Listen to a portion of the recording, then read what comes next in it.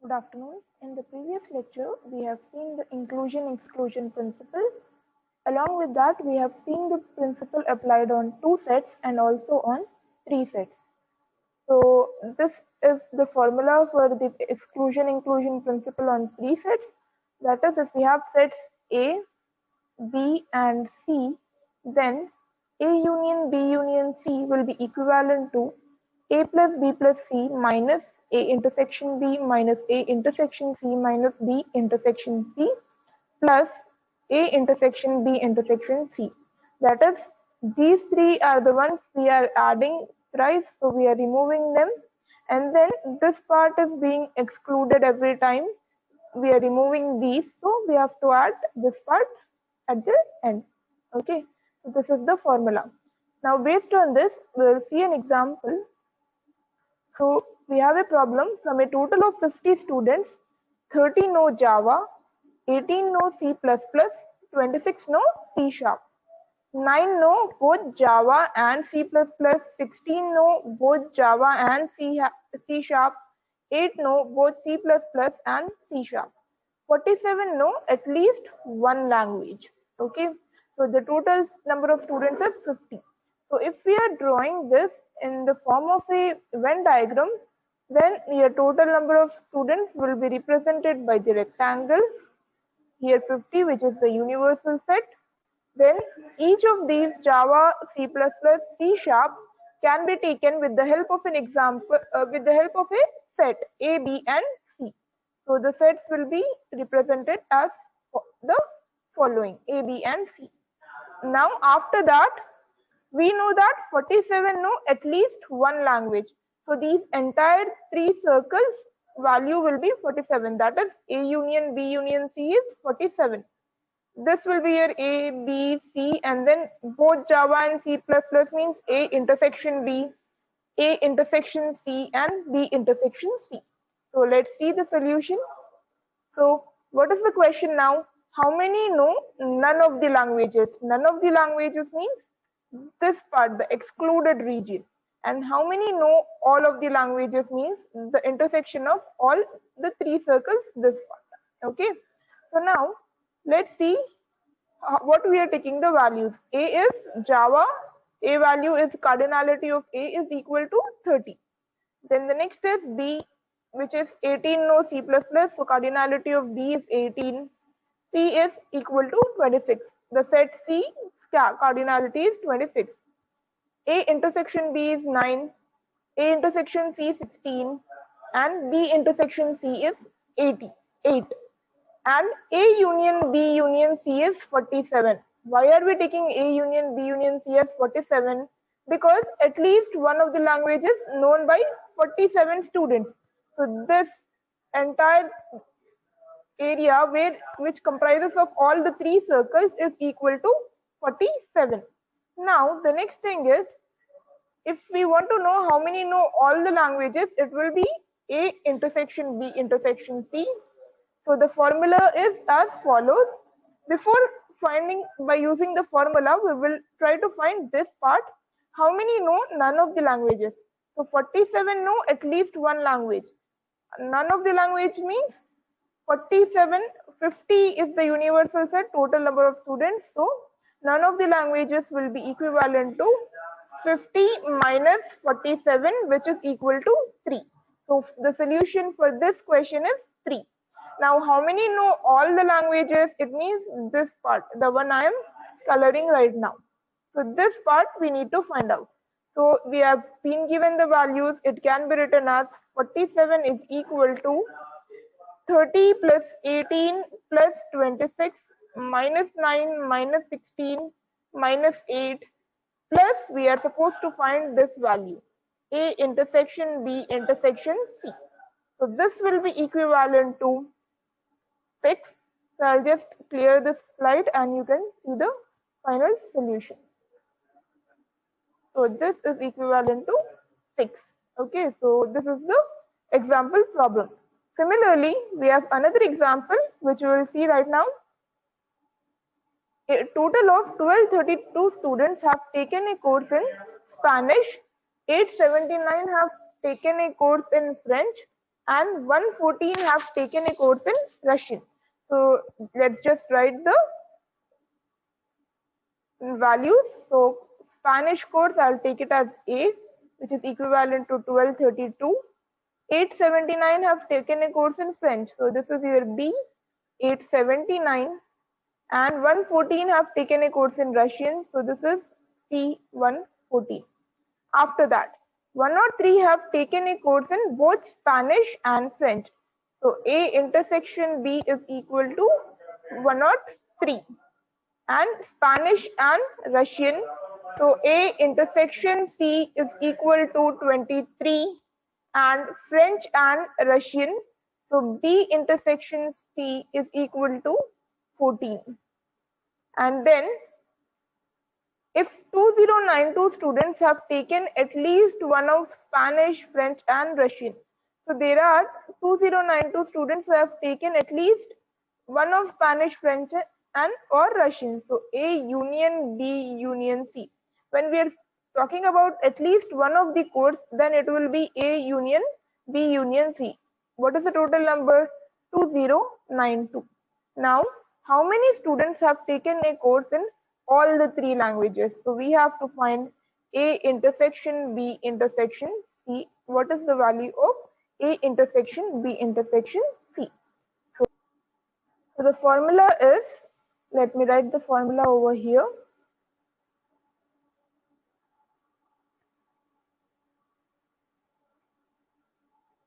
A union B union C is equal to A plus B plus C minus A intersection B minus B intersection C minus A intersection C plus A intersection B intersection C. Now we have to find this term. So let's write it. Let's substitute the values. This was 2092 is equal to 1232 plus 879. Please refer these values from the earlier slide. 114 minus 103 minus 23 minus 14 plus we have to find this value. So A intersection B intersection C. So when we solve these, we will get A intersection B intersection C is equal to 7. Okay.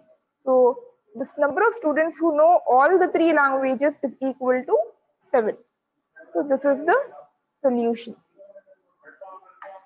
Let's see the,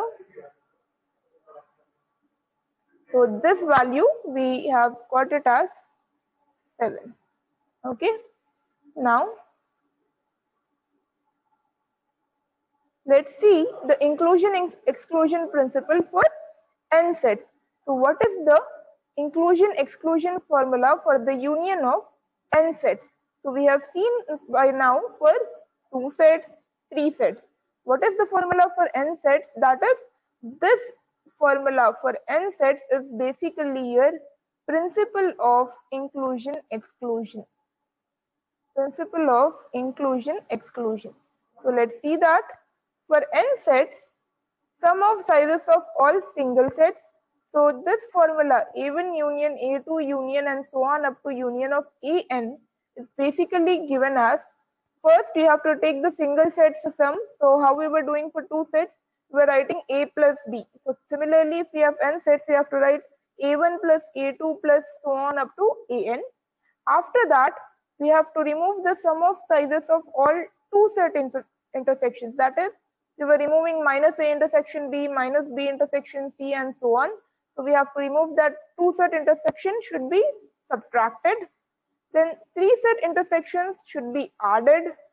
Again 4 set intersections should be subtracted, and this continues till, if suppose if we have even number of sets, then this sign will be negative. If we have odd number of sets, this sign, the final sign will be positive. That is minus 1 power n plus 1. I'll just explain this in a bit, but at the end we will have minus 1 whole power n plus 1 into sum of sizes of intersection of all n sets. That is A1 intersection, A2 intersection and so on up to AN.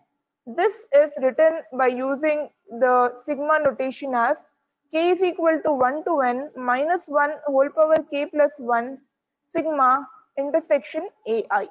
Okay, so this is the formula, or it can give a formula for the number of elements in the union of 4 sets. So for this problem, let's write the formula. So for this formula, the inclusion exclusion principle for 4 sets can be written as follows. So if the 4 sets are given as A union, B union, C union, D. Okay, these are the 4 sets. Then your formula will be sum of all single sets. So A, the cardinality of A plus B plus C plus D minus the intersection of subtracting the intersection of 2 sets. So this will be minus A intersection B minus A intersection C minus A intersection D minus B intersection C minus B intersection D minus C intersection D. So these are all the combination of 2 sets that we will get when we are subtracting. After that, we have to, so for this we have taken, first we were taking the positive sign for single sets, then for 2 sets intersection we are taking negative sign. Again we have to shift back to positive sign, that is alternatively we will have a negative and a positive sign. So over here plus intersection of 3 sets, so A intersection B intersection C plus A intersection B intersection D plus A intersection C intersection D plus B intersection C intersection D. Okay, these are the all, these 4 are all the combination of 3 sets intersection, and we have to add it. We have seen already the reason why we have to add it when we were doing inclusion exclusion on 3 sets. Okay, we will be removing all these parts when we are subtracting the 2 set intersection, so we have to add it. Again when we add it, we are adding the A intersection B intersection C intersection D, that we have to remove again. So it will be A intersection B intersection C intersection D. This should be removed because it has been added over here. So now this formula contains 15 different terms. Okay, one for each non-empty subset of A1, A, B, C and D. Okay, so whenever we are taking the inclusion exclusion principle gives a formula for the number of elements in the union of 4 sets. So whenever you have 4 sets, the inclusion exclusion formula will have 2 power 4 minus 1 terms. Okay, so 2 power 4 minus 1, these are the number of terms in the inclusion exclusion formula. Okay, so if we have, so this is your final result for the union of 4 sets. I'll even have written as the form of a slide, but for now, if we have n sets and we are supposed to find the principle of inclusion exclusion, number of terms in the formula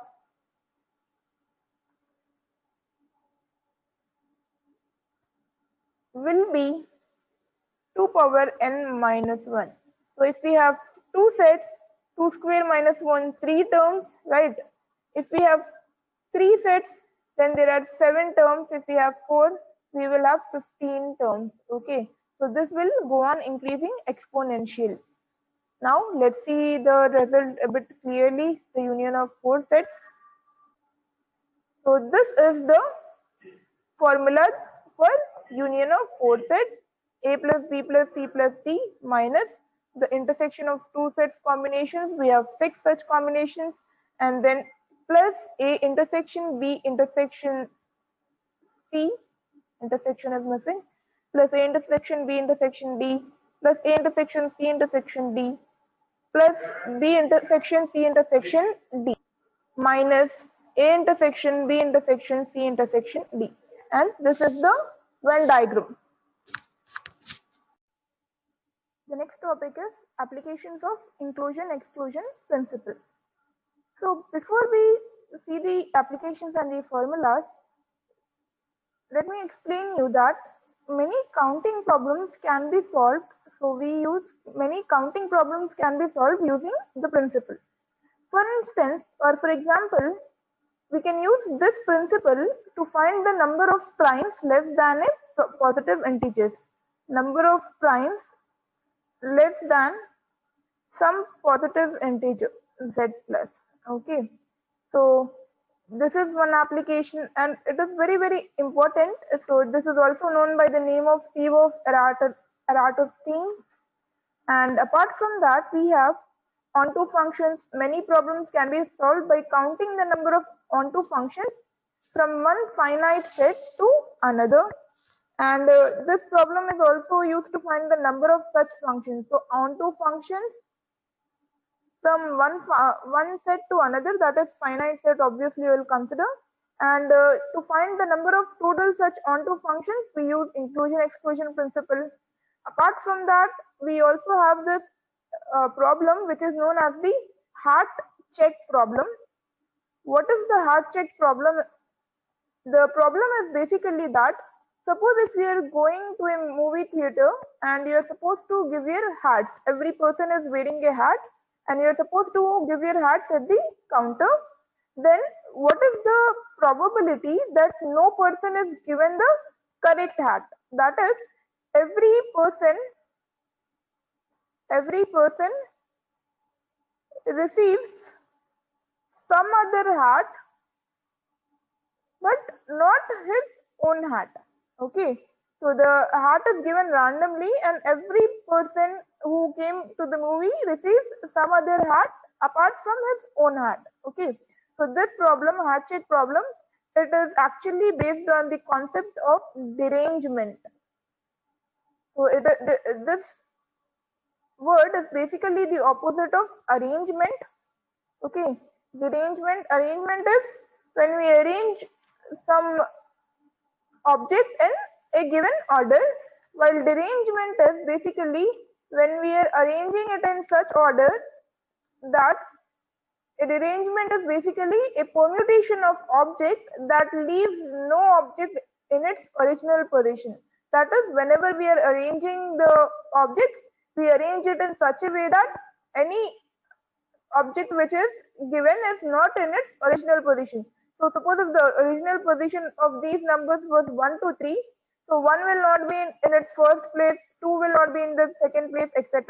So what is the derangement of 1 2 3? The derangement of 1 2 3 is either 2 3 1, so 2 is in the first place, 3 is in the second, and 1 is in the other place, or it can also be 3 1 2.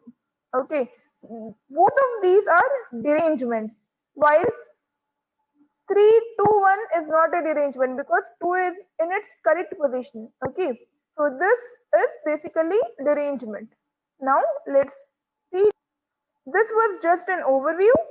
We'll now see the topic in detail. So applications of inclusion exclusion.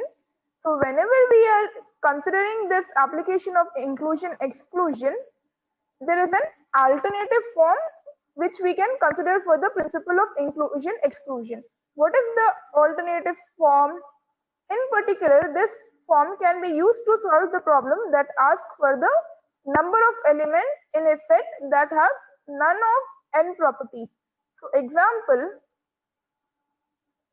for example, if we have a set A1 which has the property P1, a set A2 which has the property P2, and so on up to a set AN which has the property Pn. We have so many sets in between.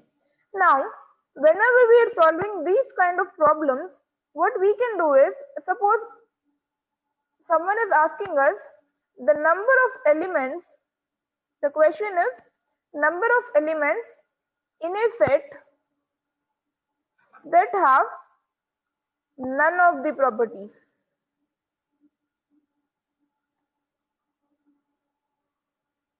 Okay, so we are asking for the question which in a set which has none of the properties.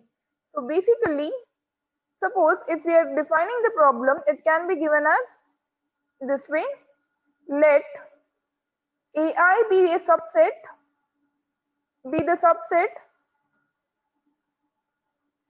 containing the elements that have the property Pi. AI has elements which has the property Pi. So this Pi is the property. The number of elements with all the properties Pi1, Pi2.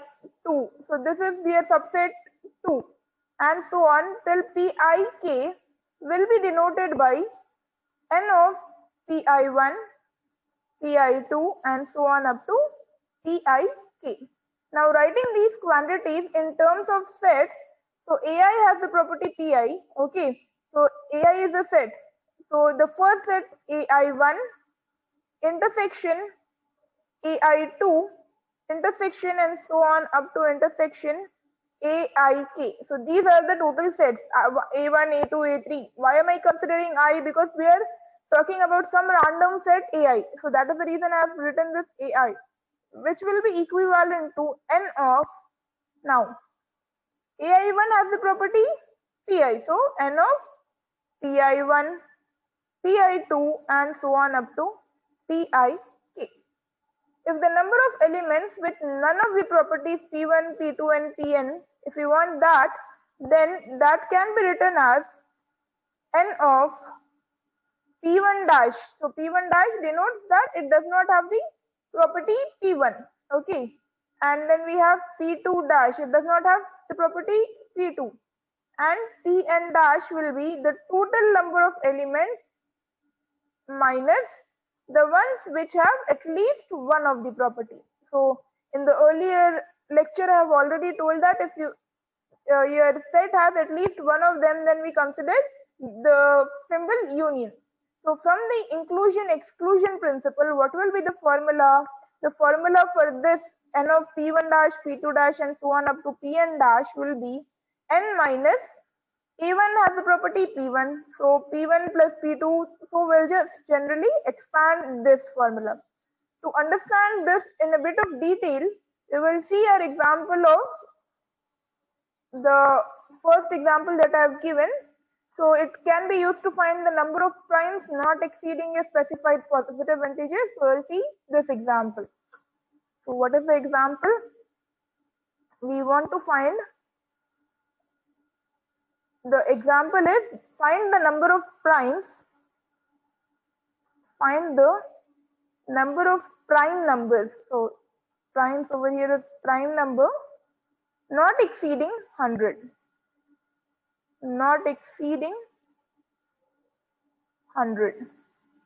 Okay, so first we have to note that the composite integers not exceeding 100 must have a prime factor not exceeding 10. Now what does this mean? So if we have a composite number, suppose our composite number 50 is a composite number, yes. What are the prime factors of 50? The prime factors of 50 will be, so 1 will divide 50, okay, 1 is a prime number, 2 will divide, yes, 2 is also a prime number. What about 3? No. 4? No. 5 divides 50, 6, 7, 8, no, they won't divide, then 10. So 1, 2, 5, all of these, 1 is neither considered prime nor composite.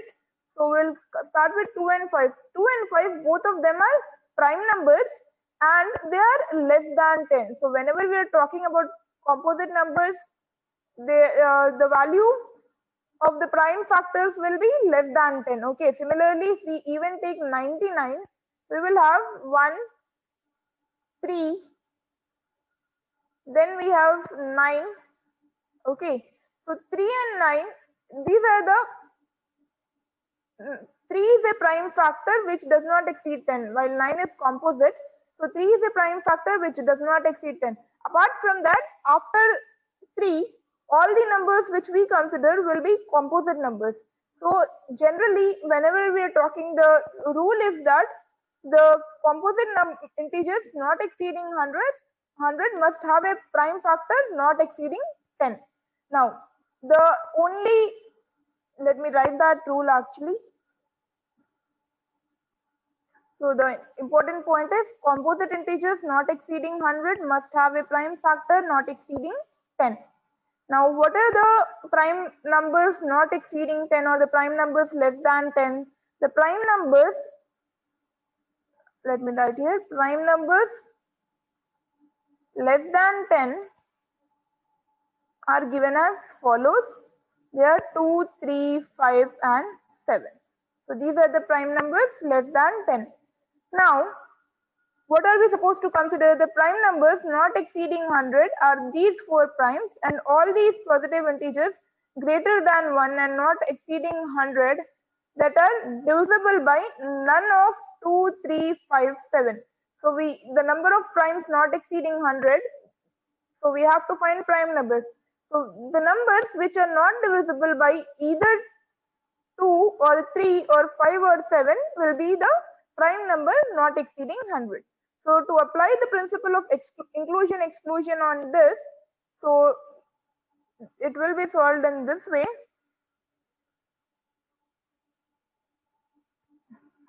P1, let P1 be the property that an integer is divisible by 2. P1 is the property divisibility by 2. What is it satisfying? Divisible by 2. Similarly, P2 is the property divisible by 3.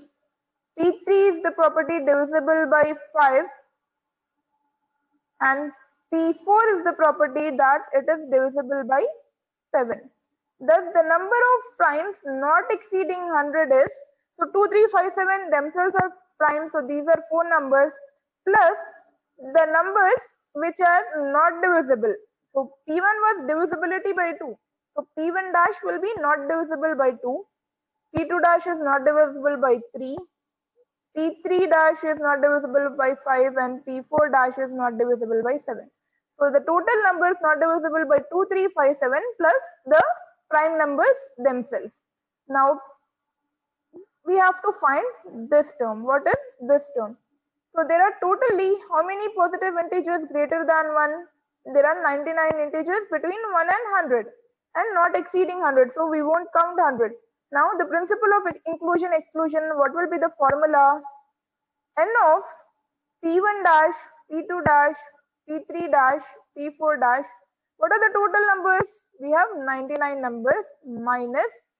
Now we have to expand our formula for P1 union P2 union P3 union P4.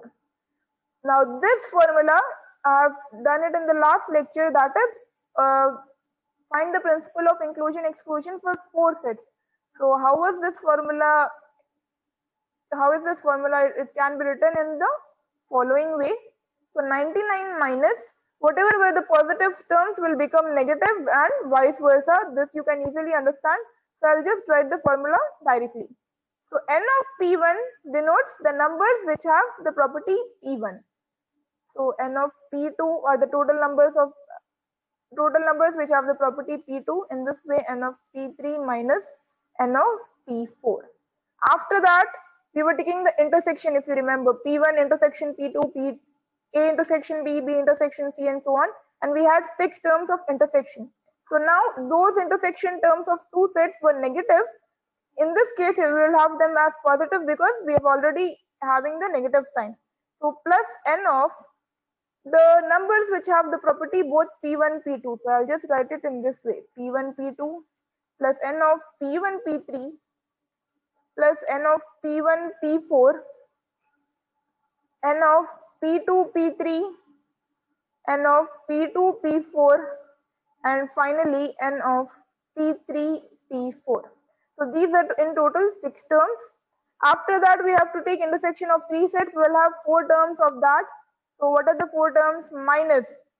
In that formula, we had positive, but because of the already existing negative sign, it will become negative. N of P1, P2, P3 minus n of P1, P2, P4 minus n of P1, P3, P4 minus n of P2, P3, P4 plus n of P1, P2, P3 and P4. Okay. So this is the entire formula. Now for this formula, we have to find what is the property P1, how many integers are divisible by 2.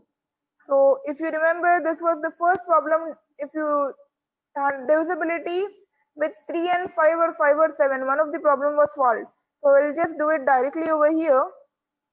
So 99 minus n of P1, I'll just write it over here. N of P1 will be number of integers divisible by 2. So what are the total number of integers? 100. So 100 by 2. We have to take always the floor value whenever we are doing the divisibility. So 100 by 2 floor value. So in this case also we have to take 100 by 2. What will be n of P2? Divisibility by 3 minus 100 by 3 minus 100 by 5 and minus 100 by 7. Now this is simple because we have 4 numbers. Property is divisibility by 2, 3, 5, 7. We have done that. What will be the next one? Where we have n of P1, P2. So in this case, we will have divisibility by 2 and 3. So we have to look over here. Divisible by 2 and divisible by 3. So 100 by, it should be divisible by both 2 and 3. What are the numbers divisible by both 2 and 3? The numbers which are divisible by 2 and 3 are also divisible by 6. So we will take it in this way. Minus 100 by 2 into 3. Actually, we will have it over here. The symbol is plus. So we will have plus over here. Plus 100 by 2 into 3. Then the next thing was P1, P3. Divisibility by 2 and 5. So over here, 100 by 2 and 5 plus 100 by 2 and 7 plus 100 by 3 and 7 and 100 by 5, 7. So these are the 6 terms. 2, 3, 2, 5, 2, 7. Yeah, one term is missing, which is 100 by 3 into 5. So intersection of 2 sets will have 6 such combinations. And then we have to move on to the 3 sets. So we had over here P1, P2, P3, P1, P2, P4 and these ones. So those are with a negative sign. So 100 by 2 into 3 into 5 minus 100 by 2 into 3 into 7, the floor value, 100 by 3 into 5 into 7, and one is missing, which is 100 by 2 into 5 into 7. Okay, so these are the intersection of sets with 4 values.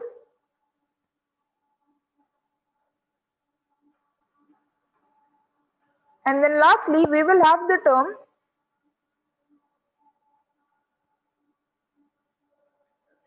which is the number which is divisible by all 2, 3, 5 and 7. So that term will be taken with a positive sign. Why? Because we have plus n of P1, P2, P3, P4. So let's just write that. The floor value of 100 by 2 into 3 into 5 into 7. Okay.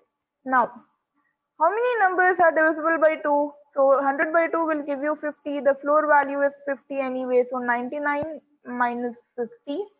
The number is divisible by 3. So 100 by 3, it goes 33 times. 33.33 actually. So this we have to take the floor value. So we'll take 33. 100 by 5, 20. No need of the floor value. 100 by 7, it will give us 14 point something. So we have to take the value 14, floor value. Now after that, 100 by 6. So 100 by 6, it goes 16 times, 16 point something. So we'll take plus 16. 100 by 10, directly we know the value is 10. Similarly, you can just solve it. So plus 7, plus 6, plus 4, plus 2, minus 3, minus 2. Now, in this case, 100 by 3 into 5 into 7. So 15 into 7. Okay. So 3 into 5 into 7, 15 into 7 will be 105, I believe. and 100 by 105, it will give us 0 point something. So this will be 0 minus 0, 2 into 5 into 7, 70 one time, so minus 1 again, plus 2 into 3, 6, 6 5 were 30, 30 into 7, 210, 100 by 210, it will give us again 0. Okay, so this is the total value. Now when we solve the entire numbers, we will get the value 21. So 21, and what was the number of total primes, 4 plus whatever value we get for this term. Okay, so 4 was 2 3 5 7, already we have taken, plus the total numbers. So 4 plus 21, this will give us 25. So there are 25 primes. Let me just write it over here. 25 primes not exceeding 100. So the prime numbers less than 100, total number of prime numbers less than 100 is 25. Okay. Now, so the same formula has been written a bit more clearly over here. So, and the problem that we have done, the finding the prime numbers, that is Eve of Eratosthenes. Now we have the next example or the next application, which is the number of onto functions. So the principle of inclusion-exclusion can also be used to determine the number of onto functions from a set with m elements to a set with n elements. Okay, so if we have to find the number of onto functions, and we have a set with m elements on to a set with n elements, so m is to n, then how many onto functions are there from a set with, let's just do it again over here. So how many onto functions are there from a set with 6 elements to a set with 3 elements? So suppose the elements in our codomain, so these are B1, B2 and B3, and let P1, P2 and P3 be the properties of this B1, B2 and B3, and that are not in the range of the function respectively. Note that a function is onto if and only if it has none of the properties P1, P2 or P3. So whenever we are mapping, if you remember, onto function is, what is the definition of onto function? If you remember, the definition of onto function is, in function f from a to b is onto if for every element if we have f of a is equal to b. That is, a mapping for from the domain to the codomain should be done in such a way that every element should be mapped. So then that is known as a onto function. Now, in this case, a function is onto if and only if it has none of the properties P1, P2 and or P3.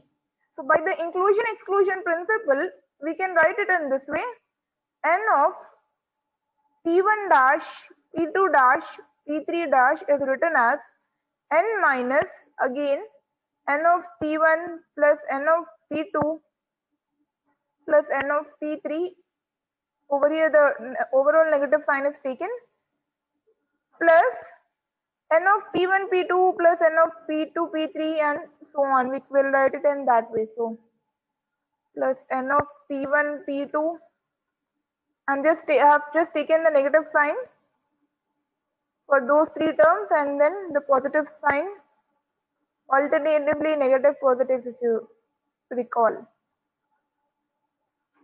P1, P2, P3, where n is the total number of functions from a set with 6 elements to one with 3 elements. So a set with the total number of functions from a set with 6 to 3 elements will be 3 power 6. N is equal to 3 power 6. Now, what will be the total number of functions? 3 power 6 minus. The formula is, if n of pi is the number of functions that do not have the codomain bi in their range, hence there are two choices. Okay, so there are 3C1 kind of ways, and we have two choices to do the selection. So the general formula is taken as, in this case, the general formula will be taken as n power m minus Cn1 into n minus 1 power m. Why are we taking n power m? This is the total number of functions, as I have just explained. Now, what is this? If we are making the choices in such a way that we are excluding the property P1, okay, we are taking the property P1, so 3C1 into what are the other choices we have to fill the m blanks? We have n minus 1 ways, okay. Similarly, if we are taking only the property 2, then we have n minus 2 ways to fill the blanks, and this is the formula. Actually, this is a theorem which needs to be remembered. So over here, if m and n are the positive integers in such a way that we are creating an onto function from a set with m elements to a set with n elements, then this is the formula: n power m minus nc1 into n minus 1 whole power m plus nc2 into n minus 2 whole power m, and so on. How did we get it? We have derived it by using the formula n of p1 dash, p2 dash, p3 dash, and so on up to pk dash. Then it will be total number of functions minus the functions which have the property p1 plus n of p2 plus n of p3 in this way. Okay. So now, if we are solving the earlier problem, so assume m is equal to 5, n is equal to 4, then by using that formula, we'll have 4 power 5 is the total number of functions minus 4c1 into 3 power 5 plus 4c2 into 2 power 5 minus 4c3. Already in this formula also we'll have alternatively positive and negative sign, minus 4c3 into 1 power 5. Once we get 1 power 5, that is, once we get the value 1, we will stop, because as naturally the next term will be 0. So this is another application of principle of inclusion exclusion, the number of onto functions. Apart from that, the last application is derangement. Okay, what do you mean by derangement? So I've explained the hat check problem. So suppose if in a office or a movie theater, the persons check their hats. Each person is wearing a hat and they check their hats, and people are checking their hats, and they're in the checking counter. When the hats are being returned, the condition is that each person is not getting their own hat, they are getting someone else's hat. So when the persons are returning for their hats, the checker gives them hats chosen at random, and what is the probability that no one receives the correct hat? That is your hat trick problem. So that problem is based on this concept, derangement. What do you mean by derangement? A derangement is a permutation of objects that leaves no objects in its original position. So the number of derangements of a set with n elements is given directly. We have a formula. So if we have 3 elements, if I take the numbers 1, 2, 3, I said there are only 2 derangements. What are the derangements? 2, 3, 1 and 3, 1, 2. These are the 2 derangements. So the number of derangements of a set with n elements is given by this formula. Let's apply it on these numbers. So the number of derangement of a set with 3 elements will be B3 is equal to 3 factorial into 1 minus 1 by 1 factorial plus 1 by 2 factorial. Wait till where we have to continue till we get n factorial. So minus 1 by 3 factorial. So 3 factorial gives you the value 6. 1 minus 1 by 1 factorial is 1 plus 1 by 2 factorial will give us 2 minus 1 by 6. So this is cancelled. 6 into 1 by 2 minus 1 by 6. So it will give you the answer 2. So the number of derangements with 3 elements is 2. Similarly, if we want to find over here, we can take another example. So the example is the permutation. If we have 1, 2, 3, 4, 5, then 2, 1, 4, 5, 3, it is a derangement of 1, 2, 3, 4, 5, because no number is left in its original position. And how many derangements you will get, you can find out by finding out the value for D5. We have 5 elements, and by finding D5, you can find the number of derangements. For this, you can solve it as a homework problem. So this concludes the topic applications of inclusion exclusion.